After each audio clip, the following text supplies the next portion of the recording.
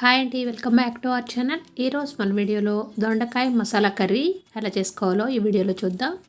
ఇది రైస్లోకి, బిర్యానీలోకి చాలా బాగుంటుందండి. రోటీలోకి కూడా చాలా టేస్టీగా ఉంటుంది. లేట్ చేయకుండా వీడియోలోకి వెళ్ళిపోదామా. ముందుగా దీనికోసం స్టవ్ వెలిగించి ప్యాన్ పెట్టుకొని 2 టేబుల్ స్పూన్ పల్లీలు వేసుకొని పల్లీల్ని దోరగా వేయించుకోవాలి.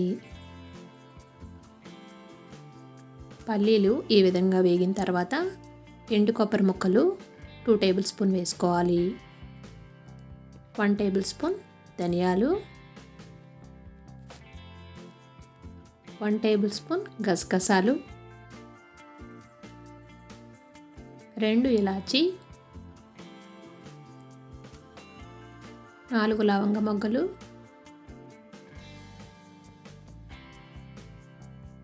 1 ఇంచు దాల్చిన చెక్క వేసుకొని వీటిని కూడా ఒక్క 2 నిమిషాలు వేయించుకోవాలి.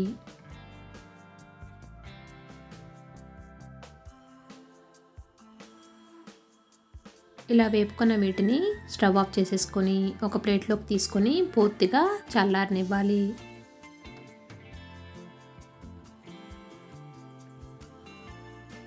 ఇప్పుడు అదే ప్యాన్లో 1 కప్పు ఆయిల్ వేసుకోవాలి. ఆయిల్ అనేది కొద్దిగా ఎక్కువగానే పడుతుందండి.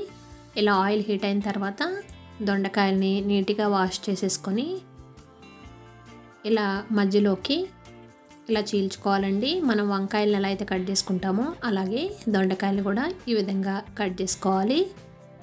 ఇలా కట్ చేసుకొని దొండకాయల్ని ఆయిల్లో వేసుకొని బాగా ఫ్రై చేసుకోవాలి. దొండకాయలు వేగడానికి కొంచెం టైం పడుతుంది. మీడియం ఫ్లేమ్లో వీటిని మధ్య మధ్యలో కలుపుకుంటూ మూత పెట్టుకొని దొండకాయల్ని మగ్గనివ్వాలి. ఇవి మగ్గేలోగా మిక్సీ జార్ తీసుకొని చల్లారిన వీటిని మిక్సీ జార్లో వేసుకోవాలి. ఒక 4-5 కాజు కూడా వేసుకుంటున్నాను.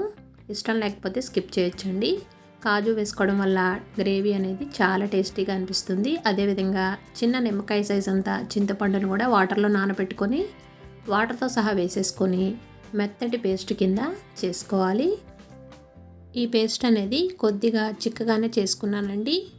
కావాలంటే ఇంకొంచెం వాటర్ యాడ్ చేసుకొని పలసగా చేసుకొని పక్కన పెట్టుకోవచ్చు. ఇలా పక్కన పెట్టుకొని ఇప్పుడు దొండకాయలు మగ్గినాయో లేదో చూద్దాం. దొండకాయలు ఈ విధంగా మగ్గిన తర్వాత వీటిని ఒక ప్లేట్లోకి తీసేసుకోవాలి.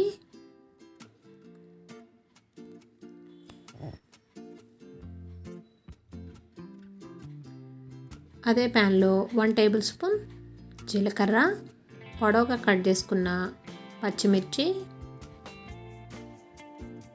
2 రెబ్బల కరివేపాకు వేసుకొని ఫ్రై చేసుకోవాలి.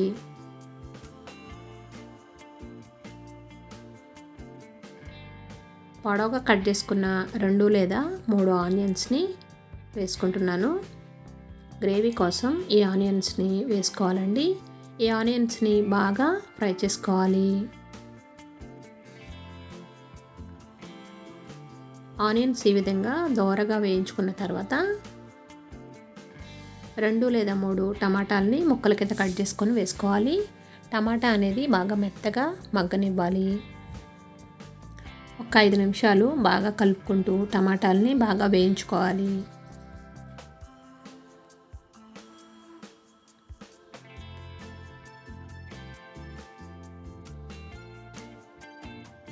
టమాటాలు అనేవి మెత్తగా మగ్గనివ్వాలండి. మీకు టమాటా ముక్కల కింద అనిపిస్తుంటే కనుక టమాటా పేస్ట్ కూడా యాడ్ చేసుకోవచ్చు. నేనైతే ముక్కల కిందే యాడ్ చేసుకున్నాను. ఇలా మగ్గిన టమాటాల్లో ఇప్పుడు 1 టేబుల్ స్పూన్ అల్లం వెల్లుల్లి పేస్ట్ వేసుకుంటున్నాను. అల్లం వెల్లుల్లి పేస్ట్ పచ్చివాసన పోయే వరకు ఒక 5 నిమిషాలు బాగా ఫ్రై చేసుకోవాలి.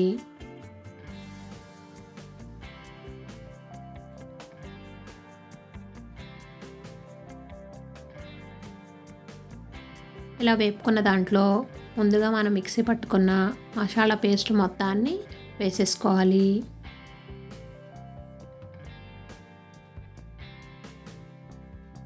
1/2 టేబుల్ స్పూన్ పసుపు, 1 టేబుల్ స్పూన్ కారం, టేస్ట్కి సరిపడా కల్లుప్పు, వేసుకొని ఈ పేస్ట్ మొత్తాన్ని బాగా కలుపుకొని ఒక 5 నిమిషాలు ఫ్రై చేసుకోవాలి. కారం అంతా ఈ పేస్ట్కి బాగా కలిసేటట్టుగా కలుపుకోవాలండి. ఒక 5 నిమిషాలు ఈ విధంగా కలుపుకొని వేయించుకున్న దొండకాయలను కూడా యాడ్ చేసేసుకోవాలి. దొండకాయలు వేసుకొని ఒకసారి బాగా కలుపుకొని 1 కప్పు వాటర్ వేసుకుంటున్నాను. ఇలా వాటర్ వేసుకొని ఒకసారి బాగా కలుపుకొని సాల్ట్ సరిపోయిందో లేదో చెక్ చేసుకోవాలండి. ఒకసారి బాగా కలుపుకొని మూత పెట్టుకొని ఒక 10 నిమిషాలు మీడియం ఫ్లేమ్లో ఉడకనివ్వాలి. మధ్య మధ్యలో కలుపుకుంటూ మూత పెట్టుకొని కుక్ చేసుకుందాం. కమ్మని దొండకాయ మసాలా కుర్మా రెడీ అయిపోయిందండి. చాలా అంటే చాలా టేస్టీగా అనిపిస్తుంది. ఇలా చిక్కగా ఉంటే కనుక గ్రేవీ అనేది స్టవ్ ఆఫ్ చేసేసుకోవడమే. ఇప్పుడు ఒక బౌల్లోకి సర్వ్ చేసుకుందాం. టేస్టీగా ఉండే దొండకాయ మసాలా కర్రీ ఇది బిర్యానీలోకి, రైస్లోకి, రోటీలోకి, చపాతీలోకి చాలా బాగుంటుందండి. ఒక్కసారి ఇలా ట్రై చేయండి. మీరు కూడా ఎలా వచ్చిందో కామెంట్ సెక్షన్లో కామెంట్ పెట్టండి. Thanks for watching.